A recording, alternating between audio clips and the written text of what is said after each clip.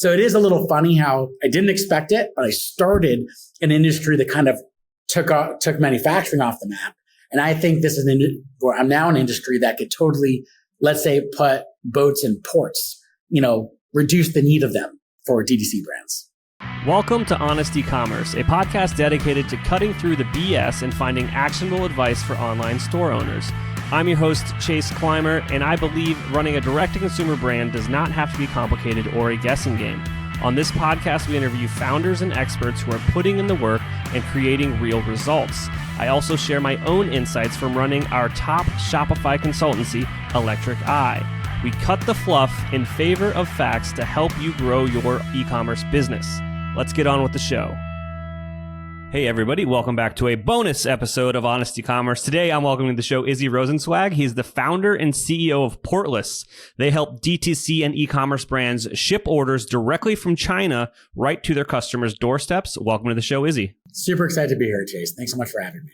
Awesome. You got a pretty great one-liner there, but can you quickly, what's the elevator pitch for Portless?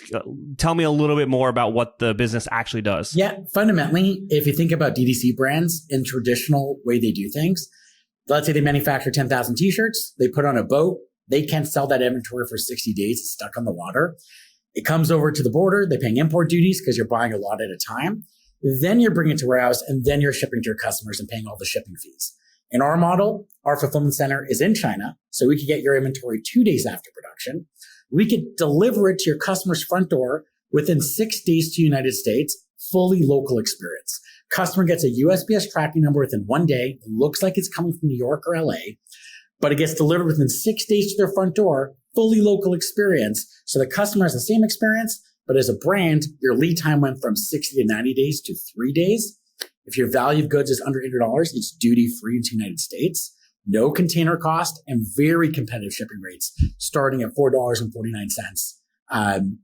for, let's say, a quarter pound, $5.86 for half a pound. So savings right out the front door, plus much better cash flow, game-changing for DTC businesses. Well, that's amazing. So talk to me. Where'd this idea come from? What was going on? Yeah, so honestly, it was solving my own pain points. So I've been in e-commerce for over 10 years and doing cross-border for most of that. But what we saw when I started a consumer business called Browze, we were in the home kitchen space and a couple other categories. But when I started, it was painful. I started as bringing containers, one container at a time. Money was stuck. Whenever we sold something, we had to buy more. So money came in, but the money went right back out. And I couldn't convert that inventory for very often months at a time. And if something did really well, let's say I brought 1,000 units of a product during Christmas time, it sold out, I missed the season. So there's just so much of these pain points that I saw as a brand. Then I got really lucky. I met the former CFO of Alibaba. He became an advisor and an investor. He introduced me to this evolving space of cross-border logistics. Now, that being said, in the early days, it wasn't a good experience. The first 7 years of me doing this, you're looking at 2-week delivery. There was Mandarin on the tracking number. Customers get very confused. What's going on? So it wasn't a great customer experience. But the last 3 years, because of the growth of this space, the efficiency became incredible, right? Under 6 days to the United States, even faster to Europe. Everything is a local experience. So we start doing that for ourselves. We're like, holy crap, not only are we having great cash flow, we're having better profit margins, but the customers have a great local experience. It really is an everyone win situation. And then eventually what happened was our investors saying, hey, please talk to our portfolio companies, the other portfolio companies. They need better cash flow like you guys. And we saw after a bit was to do what we did took us years of building infrastructure and legals. And we saw that there'll be a better opportunity for us to be the infrastructure play for thousands of DTC brands that manufacture in China. So the brand owns the quality of goods, but the magic is in supply chain. How fast can you turn inventory to cash and reduce inventory risk altogether? Or it's November 3rd and you're sold out of your best product. You don't need to lose the season. Go to your factory 2 days later, we're shipping it to your customer. That's amazing. All right. So I got to ask you, from just kind of an entrepreneurial perspective and just how you thought about your career, you're building a business, a pretty traditional direct consumer business. You're selling, home goods, kitchenware, et cetera. Did you expect to become, to build a SaaS and to just completely pivot away from what you were doing? You know what? To me, it was so much of a natural evolution, and I didn't, right? I didn't even think I was going to be in the cross-border business, right? I was originally starting as importing. I bring containers. Now, I'll give you a little funny context here. I started as bringing containers by shipping containers. Interesting enough, shipping containers actually disrupted manufacturing, which my family was in for 60 years. My grandfather started manufacturing business in the 1950s in Toronto, Canada. Everyone did really well those days. Then shipping containers in the 1980s became very industrialized. You put everything in a container, they could load a container within a day, or load a boat within a day or two. All of a sudden, imports start becoming competitive. Oh crap, like what do we do? So either factories went out of business, got very niche, which my grandfather did and went on for many more years, or they actually saw the curve and they invested or partnered with factories overseas. So shipping containers disrupted manufacturing. And I got started with normal shipping containers. I'd bring a container at a time. I didn't expect to get into cross-border, but then I got introduced. I got lucky, I met right people, start getting into cross-border logistics for another 10 years. And then I'm like, 1 second, next stage, again, evolution happened on its own. We should be doing this for everyone. Let's help everyone do this. So it is a little funny how I didn't expect it, but I started an industry that kind of took manufacturing off the map. And I think this is I'm now an industry that could totally, let's say, put boats in ports, reduce the need of them for DTC brands. Sounds like your guys' name might have a little bit to do with that. A little on the nose. Yeah, a little bit. Less ports, more planes. Yeah. Awesome. All right. So as you kind of pivot towards this, solving this bigger problem and realizing there's potentially a bigger market here and a better just use of your time, which is a very valuable resource.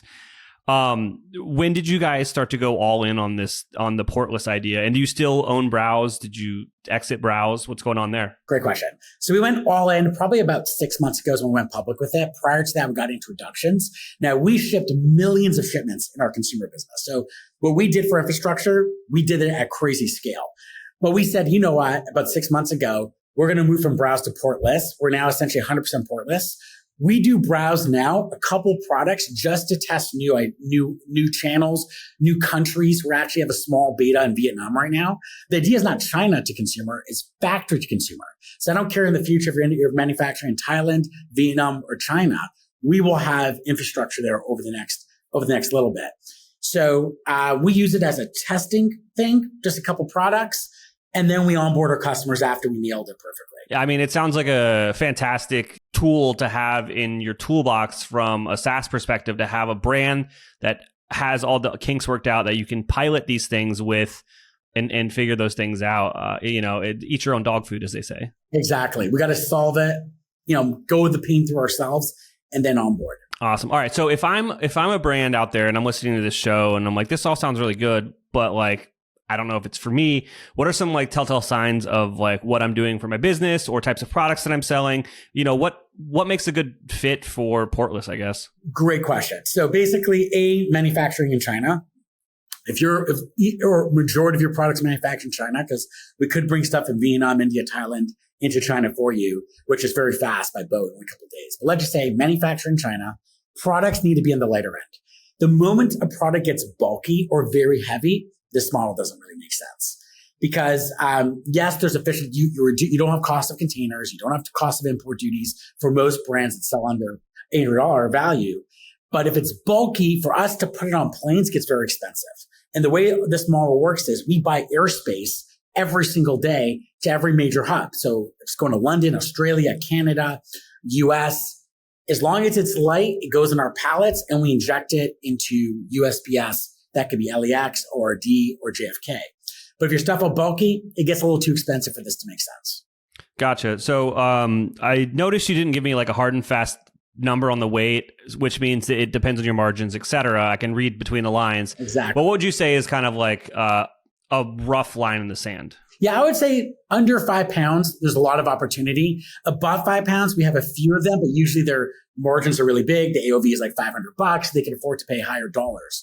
But on the lighter end, under 5, and as it gets lighter, it gets really good. Under 3, even better. Under 2, even better. So apparel brands are great. Cosmetic brands, accessory products. Those light products will crush this model. Absolutely. And then you said it before, but I want to ask again to get some clarity out there. You said something around the value of these products to help not escape, but not get those import duty charges. Yeah. So what's that number again? Yeah, it's just not relevant to you. Yes, it's called Section 321. It's called Section 321, the de minimis. And that's not only the United States. Most countries in the world. Australia, if you bring an individual package under 1,000 Australian dollars, import duty free. Europe, 150 euros. UK, 135 GBP. So every country has their threshold. But if you're doing individual package to your end customer, it is import duty free. And that is just money to your bottom line. So if your value of goods to the US is under $100, there's just opportunity besides your better cash flow to run a better margin business as well. Awesome. So if you're listening to this, your AOV is under 800 and your total package weight is under 10, I think you need to hit up Izzy and his team just to have them pitch you, see what they might be able to work out for you. All right, so I've got another question here, right? So we're in the age of Amazon Prime. Everybody's like, get this thing to my door in 3 days, right? Yeah.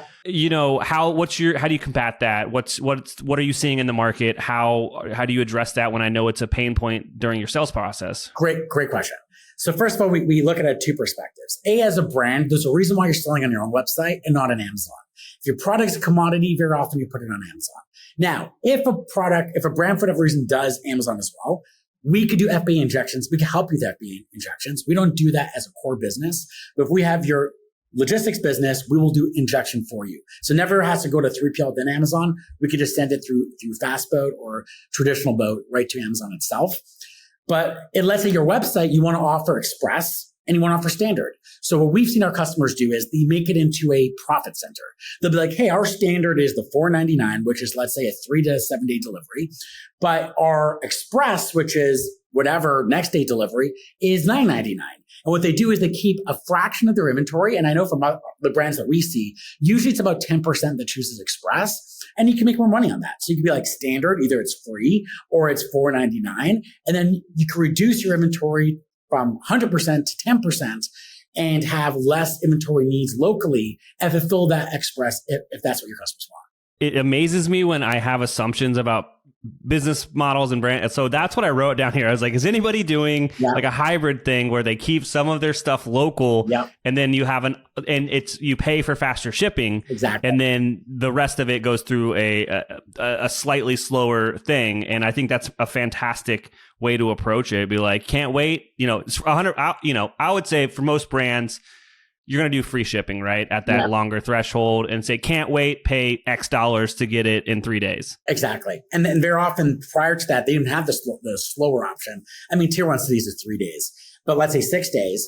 And all of a sudden people are choosing their path and they're like, okay, I'll pay a little more. Profit center. And there's one other area that we didn't tackle and I think is super important, which is globalization. So historically customers be like, hey, I got to put a container in every continent. That's so painful. And we have customers that used to do that.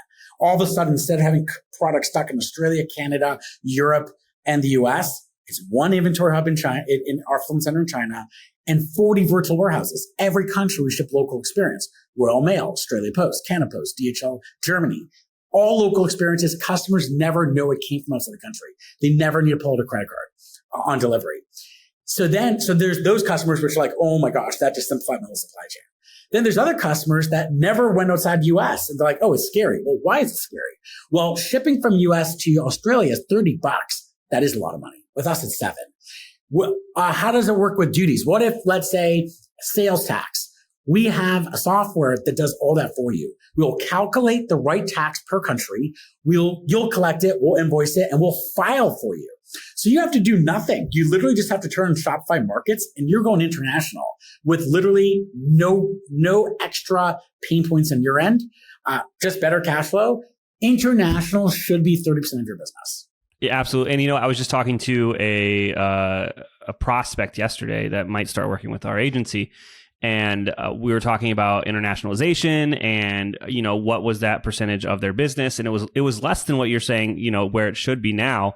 But it also got into the questions about creating more specific experiences. Mm-hmm. And if you're creating a web experience that is say in German, the shipping experience matching that, I think just elevates everything across the board. Yeah, exactly. All of a sudden you have normal shipping rates, you have a local translation experience. And what we see customers do often, they'll just open Shopify Markets. They'll see where the data, because CPMs are cheap in these countries, right? So marketing is efficient.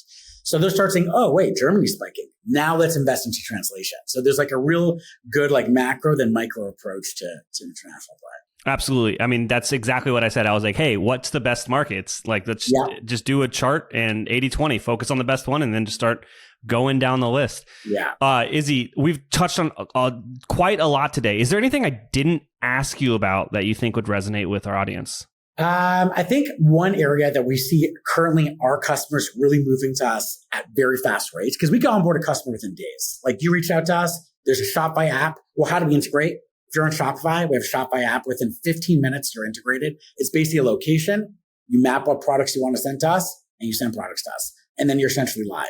So integration is about a 15, 20-minute Shopify app download integration. We do it over a Zoom.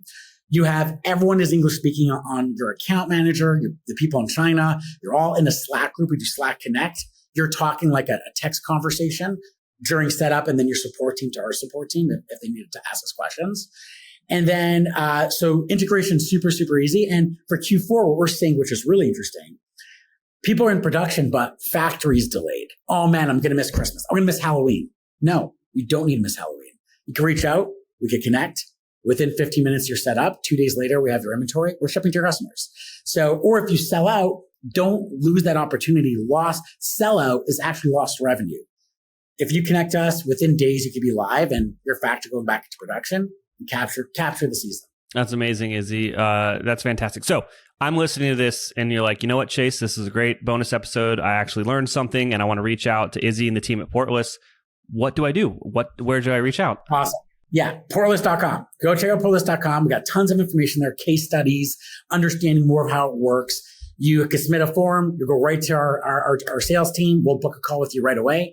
Plus, I'm on LinkedIn and Twitter. I'm always posting content around supply chain, cash flow, inventory management. DM me there. We'll respond to you. I'll respond to you ASAP. Awesome. Izzy, thank you so much for coming on the show today. Thank you so much for having me, Chase. This is awesome. We can't thank our guests enough for coming on the show and sharing their knowledge and journey with us. We've got a lot to think about and potentially add into our own businesses. You can find all the links in the show notes. You can subscribe to the newsletter at honestecommerce.co to get each episode delivered right into your inbox. If you're enjoying this content, consider leaving a review on iTunes. That really helps us out. Lastly, if you're a store owner looking for an amazing partner to help you get your Shopify store to the next level, reach out to Electric Eye at electriceye.io/connect. Until next time.